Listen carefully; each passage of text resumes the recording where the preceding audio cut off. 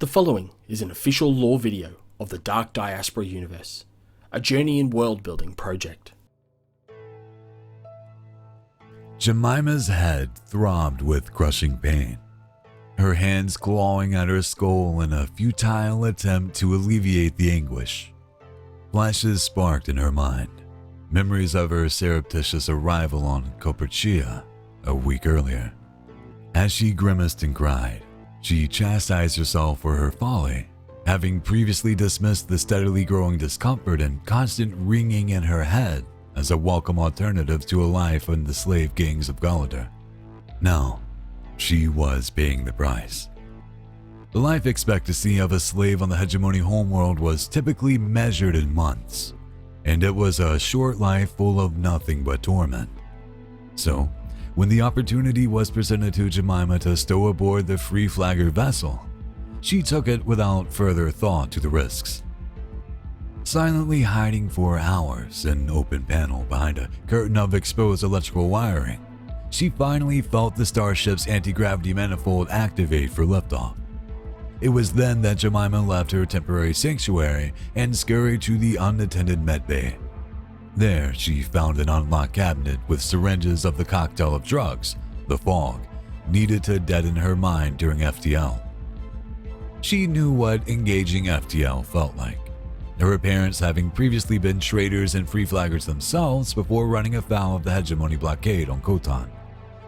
So, as she felt this ship begin to power down its thrusters in orbit, she injected the fog into her arm and immediately slumped onto the floor of the medbay.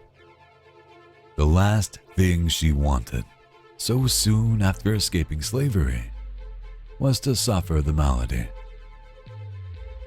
When she came to, 4 faces peered down at her, their expressions a mixture of concern and anger. "It's all okay," one of them said. "Looks like she took the fog before launch, no malady symptoms present." "The hell it's okay," another angry voice said, chastising the first. "She is still a stowaway. The hegemony will have this ship and all of us in chains if they found out." "We can't just dump her on Coperchia of all places," the first voice retorted before being audibly dismissed by the second. "Better here than returning to Galador. And you never know, she might adapt."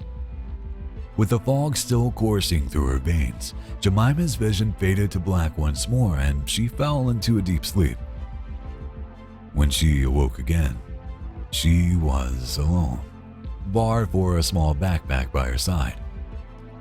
Gone was the cold metallic recycled air of the starship, replaced by a clean, fresh, sweet-smelling atmosphere and a gentle caressing sunlight.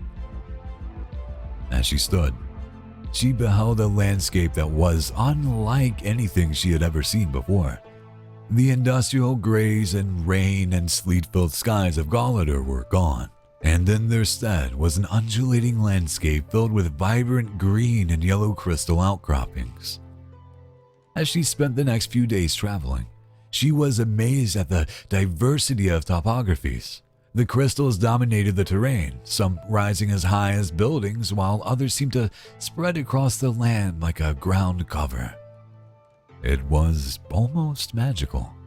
She saw large mountains covered entirely in crystal growths, illuminated by the afternoon sun, and clutches of interlocked crystals like giant geodes. She did her best to survive, living off what few shrubs and plants she could find, supplemented by the meager rations she had been left by the starship crew. Yet, it wasn't her empty stomach that gave her the most discomfort as she searched for any sign of settlement or people. It was her head. Early on, she heard it, a sound in her mind that seemed to resonate from the very crystals themselves. It was a nuisance at first, before growing into an uncomfortable annoyance. Almost a week after Jemima had arrived on Coperchia, she lay on the dirt and crystal-covered ground, sweating profusely and writhing in a pain that never ebbed or subsided. It just kept building in intensity, in anguish, in torture. And there was the noise, a deafening, almost musical humming that permeated her mind and seemed to vibrate throughout her entire body. In a precious moment of clarity, she worried that she had in fact been inflicted by the malady and that her sanity of mind was breaking down. That the fog had been unsuccessful in shielding her higher brain functions from the utter incomprehensible terror of FTL space. She hoped that she would be one of the ones that simply died, rather than turn into the horrific, barbaric, and violent monsters of legend and nightmare. Yet, just when she was prayed for the glorious silence of her blissful demise, the pain suddenly ceased. Fear gripped Jemima for an instant, as her mind was stripped bare of its controls and restrictions and filled with a cacophony of 1,000 voices. It was immediately overbearing and all-consuming, and nothing like what she understood the malady to be. "Fear not, it's not the malady," she heard hundreds of voices say in perfect unison. Their thoughts were filled with compassion and understanding. Her mind, struggling to comprehend this new reality that had seemingly banished the pain and anguish, replaced instead with the empathy and consideration of countless nameless souls. Opening her eyes, Jemima realized she was not alone. Standing over her were two women, Nadia and Dominique. She sat up, startled, not at their presence, but by the fact she knew them completely. Their names, their histories, their dreams, their loves, their hopes. She knew it all. And they knew her. The women, clothed in green and yellow hooded robes analogous with the crystal outcroppings that surrounded them, smiled down at Jemima before the elder of the two, Nadia, finally spoke. "Welcome to the residence, child. The collective have been waiting for you."